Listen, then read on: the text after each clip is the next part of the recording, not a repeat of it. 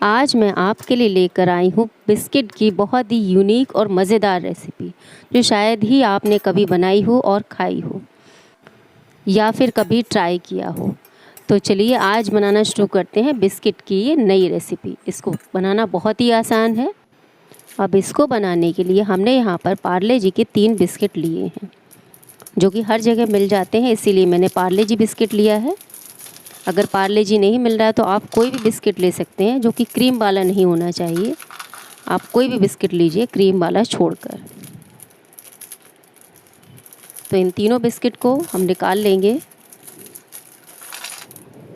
अगर टूटे बिस्किट हैं तब भी चलेंगे। अब हम चलते हैं गैस की ओर। अब मैंने यहाँ पर लिया है शुद्ध देसी घी। अगर आप चाहें तो इस मिठाई को तेल में भी बना सकते हैं, लेकिन ध्यान रहे कि सरसों का तेल नहीं होना चाहिए। आप रिफ़ाइंड का यूज़ कर सकते हैं, या कोकोनट ऑयल या कोई सा भी ऑयल, रिफ़ाइंड ऑयल का भी यूज़ कर सकते हैं। जैसे ही तेल गर्म हो जाएगा, इसमें हम एक एक करके बिस्किट डाल देंगे। और ये तेल गर्म हो गया है और इसमें हम एक एक करके बिस्किट डाल देंगे। और इन बिस्किट्स को ज़्यादा भूनना नहीं है, इनका डार्क कलर नहीं करना है, हल्का सा सेकना है बस। अगर इनका कलर ज़्यादा डार्क हो जाएगा तो ये खाने में कड़वे से लगेंगे, इसलिए इनको हल्के हल्के सेकिए। और इसको तलने के लिए देसी घी इसलिए लिया है कि ज़्यादातर मिठाइयाँ जो है देसी घी में ही बनाई जाती हैं, इसलिए यहाँ पर देसी घी का मैंने इस्तेमाल किया है। और ये देखिए, उलट पुलट करके हम सारे बिस्किट्स को सेक लेंगे। और ये देखिए, इनका ज़्यादा कलर चेंज नहीं हुआ है। और इन सारे बिस्किट्स को मीडियम फ्लेम पर ही तलेंगे, गैस को हाई फ्लेम पर नहीं करेंगे, अन्यथा बिस्किट जल जाएंगे। आप सोच रहे होंगे आखिर बिस्किट को घी में क्यों फ्राई करना, हम ऐसे भी तो बना सकते थे। तो यहाँ पर इसको तलने के 2-3 कारण हैं, जो मैं आपको यहाँ पर बता देती हूँ। पहला तो ये है कि अगर बिस्किट को हम थोड़ा सा फ्राई कर लेंगे तो इसका टेस्ट और भी बढ़ जाएगा। और दूसरा कारण ये है कि बिस्किट को अगर तल लेंगे तो उसका कलर थोड़ा सा डार्क हो जाएगा, जिससे मिठाई का कलर भी थोड़ा सा ब्राउन सा आएगा और ये खाने में भी बहुत टेस्टी लगेगा, कलर बहुत प्यारा लगेगा। इसको हमें बाद में भूनना पड़ता है, इसलिए हमने इसको पहले ही तल लिया, जिसका कलर भी बहुत प्यारा आएगा और टाइम भी ज़्यादा नहीं लगेगा। और ये बिस्किट हमारे तलकर रेडी हो गए और देखिए कितना प्यारा कलर आया है। और इन सारे बिस्किट्स को एक एक करके तोड़ लेंगे हम। इनको तोड़ने में ज़्यादा समय नहीं लगता है, ये बहुत आराम से टूट जाते हैं। और इनमें घी से जो फ्राई किया है उससे बहुत अच्छी शाइन आ गई है। और इन सारे बिस्किट्स को छोटे बड़े या किसी भी रूप में आप तोड़ सकते हैं, ऐसा नहीं है कि कोई छोटा हो गया कोई बड़ा हो गया, किसी भी तरीके से आप तोड़ सकते हैं, कोई दिक्कत वाली बात नहीं है। और भूनने पर थोड़ा सा जो है घी को इसने अब्जॉर्ब किया हुआ है। और ये सारे बिस्किट देखिए तोड़कर रेडी हो गए हैं। अब हम चलते हैं अपने मिक्सी के जार की तरफ। और ये मिक्सी का जार लिया है, इसमें हम सारे टूटे हुए बिस्किट को डाल देंगे।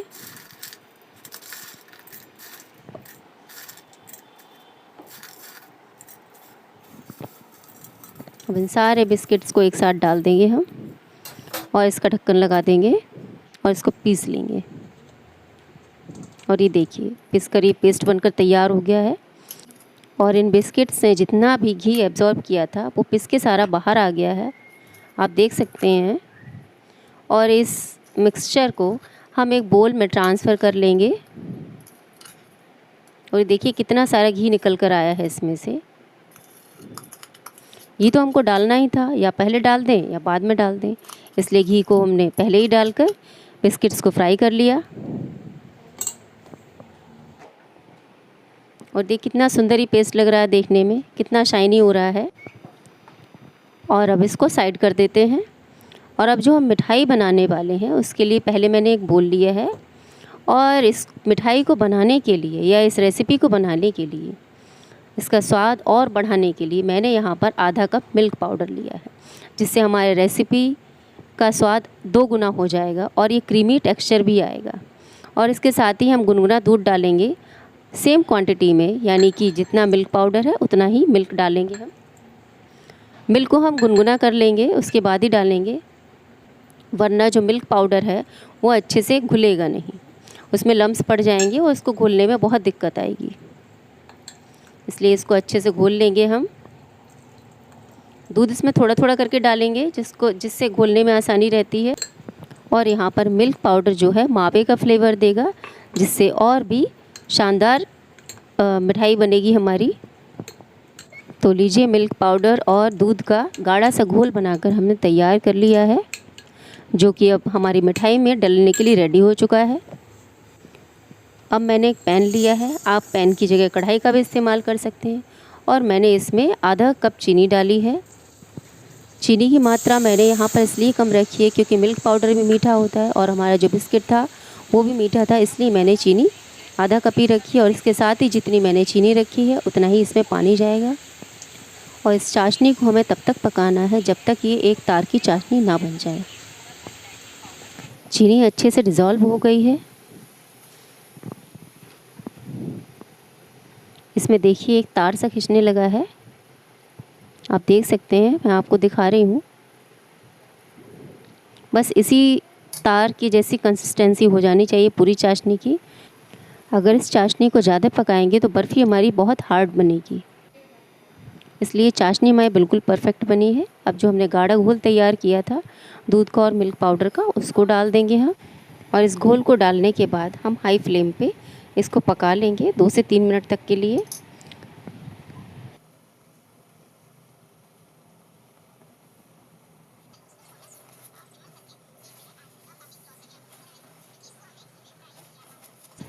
अब ये थोड़ा सा गाढ़ा हो गया और देखिए नीचे से चिपकने लगा है। और अब इसके साथ ही हमने जो बिस्किट को भूनकर जो पेस्ट बनाया था ना, उसको डाल लेंगे। और इसके साथ ही गैस को कर देंगे कम। और इसको कम करने के साथ साथ इसमें थोड़ा सा टाइम लगेगा, आपको इसमें पेशेंस रखने की आवश्यकता होगी, क्योंकि थोड़ा सा टाइम जाएगा तो धीरज तो रखना ही पड़ेगा आपको। अब इसको धीरे धीरे दबाते हुए मिलाते जाइए आप अच्छे से। सारे मिक्सचर को अच्छे से मिला लीजिए आप।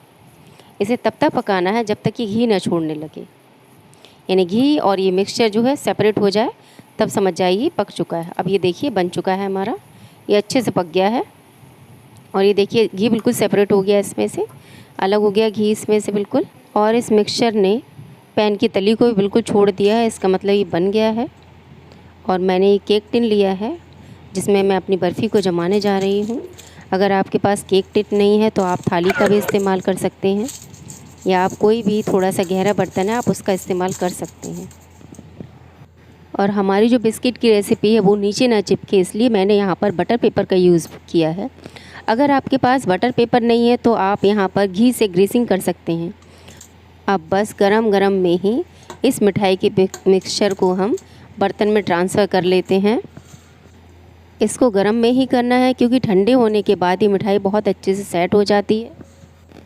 ट्रांसफ़र करने के बाद अब इस मिठाई को अच्छे से स्पैचुला से फैला लेते हैं और इसको सारा एक जैसा ही फैला लेंगे हम। और इसकी थिकनेस आप अपने हिसाब से रख सकते हैं। अगर मोटा रखना चाहते हैं तो आप छोटा बर्तन लीजिए, और कम मोटाई रखना चाहते हैं तो आप थोड़ा सा बड़ा बर्तन लीजिए। तो आप इसका कलर देखिए कितना प्यारा आया है। हमने बिस्किट को अलग से फ्राई कर लिया था, जिसकी वजह से कलर इतना प्यारा आया है, जिसकी वजह से हमें कोई भी डार्क कलर मिलाने की ज़रूरत नहीं पड़ी। और फ्राई करने की वजह से जो टेस्ट है वो भी और ज़्यादा बढ़ जाता है। ये अच्छे से ठंडी हो गई है। अब हम इसे 2 घंटे के लिए फ्रिज में रख देंगे, जिससे ये अच्छे से सेट हो जाए। अभी 2 घंटे में अच्छे से सेट हो गई है। अब हम क्या करते हैं, चाकू की सहायता से इसकी किनारी को थोड़ा सा छुड़ा लेते हैं, जिससे ये आसानी से डीमोल्ड हो जाए, यानी कि आसानी से बाहर आ जाए।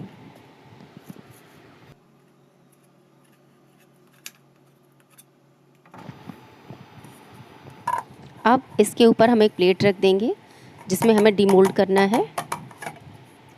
अब इसको ऊपर से थपथपाते हुए इसके अच्छे से प्रेस करेंगे और ये देखिए अच्छे से निकल आया है। और इस बटर पेपर को हटा देंगे हम, और ये बहुत अच्छे से सेट हो गया है। बहुत ही अच्छा लग रहा है ये, और ये आसानी से कट रहा है। और इसके छोटे छोटे पीसेस काट लेंगे हम। आप अपने इच्छा अनुसार काट सकते हैं। अगर आपको बड़ा चाहिए तो आप बड़ा बड़ा काट सकते हैं इसको, लेकिन मुझे इसके छोटे छोटे पीसेस अच्छे लगते हैं खाने में, तो मैं इसलिए छोटे छोटे पीसेस कर रही हूँ। और ये देखिए कितना अच्छा लग रहा है, कितना ग्लॉसी है, कितना सुंदर कलर आया है, बहुत ही प्यारा कलर आया है, जिसको देखते ही बन रहा है। तो मेरे प्रिय दर्शकों, इस मिठाई को कोई पहचान नहीं पाएगा कि इस मिठाई को आपने पार्ले जी बिस्किट से बनाया है, लेकिन इसको बनाने से पहले एक बात ध्यान रखिएगा कि बिस्किट को घी में फ्राई ज़रूर कर लीजिएगा, इससे इसका टेस्ट एकदम चेंज हो जाएगा। इस मिठाई का टेस्ट एकदम मावे वाला आता है, ऐसा लगता है मानो ये मिठाई मावे से बनाई गई हो, लेकिन दरअसल आप तो जानते ही हैं ये मिठाई किससे बनी हुई है। मिठाई तो हम लोग घर में बनाते ही हैं, तो क्यों ना ये वाली ट्राई की जाए मिठाई, बिस्किट वाली मिठाई, जो कि खाने में बहुत लाजवाब है और कम खर्चे में बनी हुई है। तो बाज़ार से क्यों लाना, क्यों ना घर पर ही